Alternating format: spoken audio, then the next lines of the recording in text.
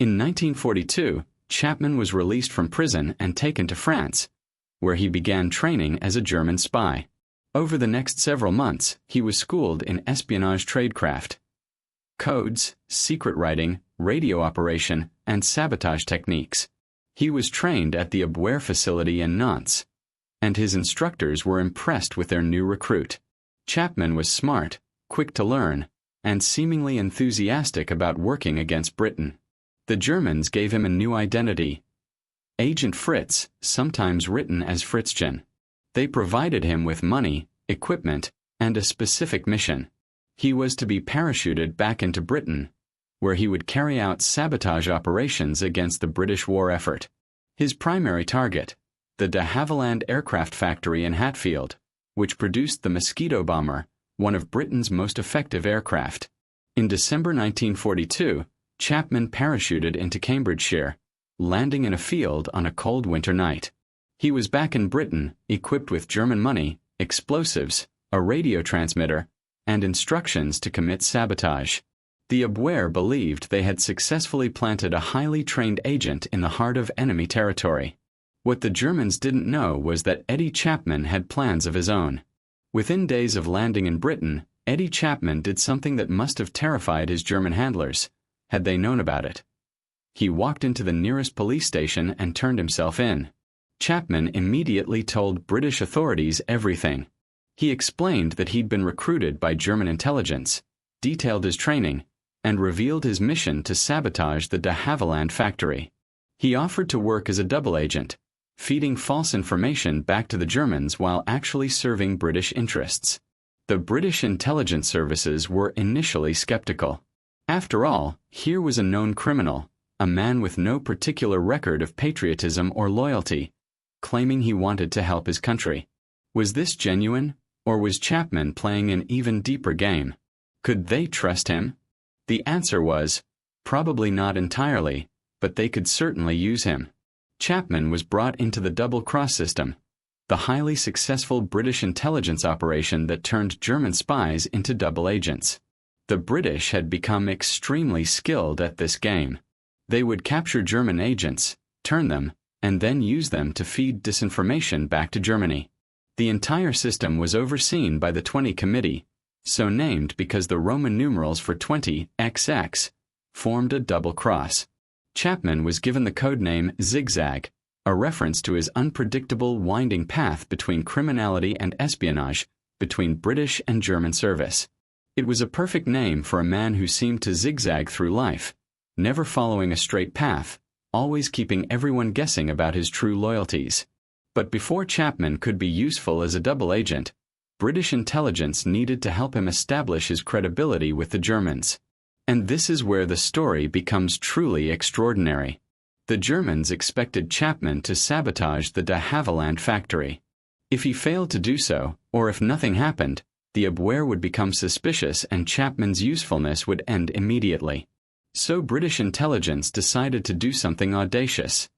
They would fake the sabotage. What happened next was one of the most elaborate deceptions of World War II.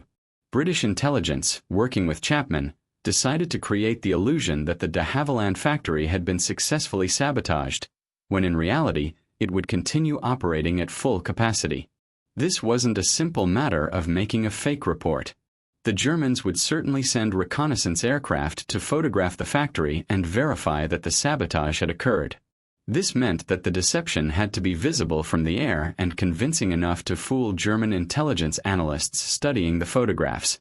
Enter Jasper Maskelyne and other British experts in camouflage and deception. Working at night to avoid arousing suspicion among the factory workers, British intelligence constructed an elaborate fake sabotage scene. They used painted canvas to create the appearance of a destroyed section of the factory roof. They scattered debris around the site. They created scorch marks and positioned everything to look as though a significant explosion had occurred. The attention to detail was remarkable. They even ensured that the damage would look correct from the altitude at which German reconnaissance planes typically flew. This wasn't theater for a ground-level audience. This was theater for cameras thousands of feet in the sky. Meanwhile, Chapman maintained radio contact with his German handlers, sending messages using the codes and procedures he'd been taught. He reported on the successful sabotage operation, providing enough detail to make the story believable but not so much that it seemed suspicious. The Germans took the bait. Reconnaissance flights were dispatched, photographs were taken, and the German intelligence analysts saw exactly what they expected to see: significant damage to a crucial British aircraft factory. Agent Fritz had succeeded in his mission. In reality, the de Havilland factory never stopped production. The Mosquito bombers continued rolling off the assembly line. But as far as the Abwehr was concerned, one of their best agents had struck a significant blow against British manufacturing capability. Chapman's credibility with the Germans was now rock solid. And for British intelligence, this meant they had a valuable channel through which to feed disinformation to the enemy. For the next several months, Chapman lived a strange double life in Britain. He was technically working for British intelligence, but he had to maintain his cover as a German agent. This meant living in a sort of gray zone, with restrictions on his freedom but also certain privileges. The British didn't fully trust Chapman. How could they? His entire history suggested a man motivated by self-interest, excitement, and money rather than patriotism. MI5 kept him under constant surveillance. They monitored his communications, tracked his movements, and made sure he didn't have opportunities to genuinely betray Britain to the Germans. But Chapman was also treated relatively well. He received money, was allowed to stay in comfortable accommodations, and even had some freedom to socialize. He rekindled his relationship with his pre-war girlfriend, Frida Stevenson, and seemed to enjoy playing the role of the mysterious man with secrets. During this period, Chapman sent regular radio transmissions to his German controllers, always carefully crafted with the help of British intelligence handlers. These messages contained a mixture of genuine but harmless information and carefully constructed disinformation designed to mislead German intelligence about British capabilities and intentions. The art of being a successful double agent wasn't just about lying. It was about lying convincingly, which meant mixing truth with falsehood. Chapman's messages had to contain enough accurate information to maintain his credibility, but the important details had to be false or misleading. It was a delicate balance, and Chapman proved surprisingly adept at maintaining it. But British intelligence knew that Chapman's usefulness in Britain was limited. The longer he remained in the country, the greater the risk that the Germans would become suspicious. Real German agents would be expected to produce ongoing intelligence, to take risks, to move around. A static agent who stayed in one place too long would eventually seem questionable. So in 1943, British intelligence made a bold decision. They would send Chapman back to Germany. Sending Chapman back to Germany was an enormous risk. Once he was back on German-controlled territory, he would be beyond British control. If he decided to reveal the double-cross, if he chose to genuinely work for the Germans, or if he simply wanted to disappear with the money and start a new life somewhere, there would be nothing British intelligence could do to stop him. But there were also compelling reasons to take the risk. If Chapman could successfully return to Germany and maintain his cover, he could provide invaluable intelligence about German intelligence operations themselves. He could learn about Abwehr methods, personnel, and plans. And he could potentially continue feeding disinformation to the Germans, now from inside their own organization. Chapman agreed to return. Whether this was motivated by patriotism, love of adventure, the financial rewards, or simple boredom with life in Britain is difficult to say. Probably, knowing Chapman, it was a combination of all these factors. The return journey was arranged through neutral territory. Chapman made his way to Lisbon, Portugal, which remained neutral during the war and was a hotbed of espionage activity, with German, British, and American intelligence services all operating openly in the city. From Lisbon, Chapman contacted his German handlers and reported on his successful sabotage mission in Britain. The Germans were thrilled. Agent Fritz was a hero. He was brought back to Germany, debriefed extensively, and treated as a valuable asset. Chapman played his role perfectly, providing detailed accounts of his activities in Britain, all carefully crafted to reinforce the German belief in his loyalty and effectiveness. The Germans rewarded Chapman generously. He received the Iron Cross, one of Nazi Germany's highest military decorations. This was extraordinary, a British citizen receiving a German military honor for actions against his own country. Of course, those actions had been faked, but the Germans didn't know that. Chapman was now deep inside German intelligence, and he made careful mental notes of everything he observed. The personalities of various Abwehr officers, the security procedures they used, the locations of facilities, and the morale within the organization. All of this would be valuable intelligence if he ever made it back to Britain. But Chapman wasn't content to simply observe. He continued to play the role of an enthusiastic German agent, volunteering for additional missions and making himself useful to his handlers.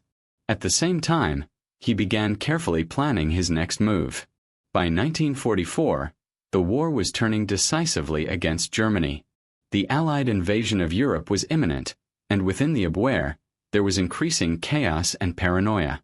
The organization had been infiltrated, compromised, and was eventually absorbed into the SS intelligence service. Chapman was sent on another mission to Britain in 1944, this time supposedly to report on the effectiveness of German V-1 flying bombs that were striking London. The V-1s were Hitler's vengeance weapons, designed to terrorize the British civilian population and disrupt the war effort. Once again, Chapman played his role perfectly. He was parachuted into Britain, immediately contacted British intelligence, and began sending false reports back to Germany about where the V-1s were landing. This was part of a larger British deception operation to mislead the Germans about the accuracy of their weapons. Chapman's false reports suggested that the V-1s were overshooting their targets and landing beyond London. In reality, many were falling short. Based on intelligence from Chapman and other double agents, the Germans adjusted their aim, making the weapons less effective rather than more so. This deception potentially saved countless civilian lives in London. But by this point, Chapman's usefulness as a double agent was nearing its end. The Germans were losing the war, and the entire intelligence apparatus was collapsing. British intelligence decided that Chapman had done enough, and he was quietly retired from active service. When the war ended in 1945, Eddie Chapman found himself in a peculiar position. He had served British intelligence effectively, participating in operations that had genuinely helped the war effort. But he was also a convicted criminal with a past that couldn't simply be erased. The British government made a pragmatic decision. Chapman was pardoned for his pre-war crimes in recognition of his wartime service. This was kept quiet, as the government didn't particularly want to publicize the fact that they'd employed a criminal safecracker as an intelligence agent. The entire double-cross system remained classified for many years after the war. Chapman tried to settle into peacetime life.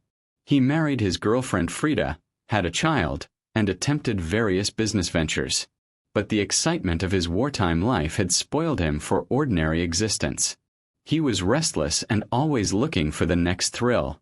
In the 1950s, Chapman attempted to publish his memoirs, which caused considerable consternation for British intelligence services. They didn't want details of their wartime deception operations becoming public. Legal battles ensued, and Chapman's story remained largely unknown to the general public for decades. Chapman tried his hand at various ventures, a health farm, a nightclub, and various other businesses, with mixed success. He continued to live life on his own terms, never quite settling into respectability.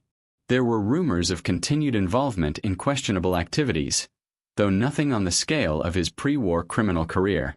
As the decades passed and secrecy around wartime intelligence operations gradually lifted, Chapman's story began to emerge. Historians gained access to MI5 files and German intelligence records, and the full extent of his remarkable double life became clear. He had been one of the most successful double agents of the war, a man who had deceived both sides while ultimately serving British interests. Eddie Chapman died in 1997 at the age of 83. He had outlived most of his wartime colleagues, both British and German. By the end of his life, he had become something of a celebrity in Britain, with his wartime exploits finally receiving public recognition. So what should we make of Eddie Chapman? Was he a hero or a criminal? A patriot or a con man?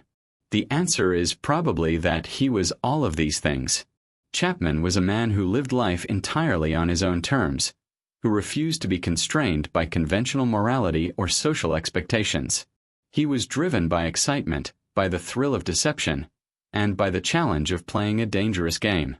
What made Chapman valuable to British intelligence was precisely what made him dangerous: his complete disregard for ordinary rules and his ability to lie convincingly to anyone, including the Nazis.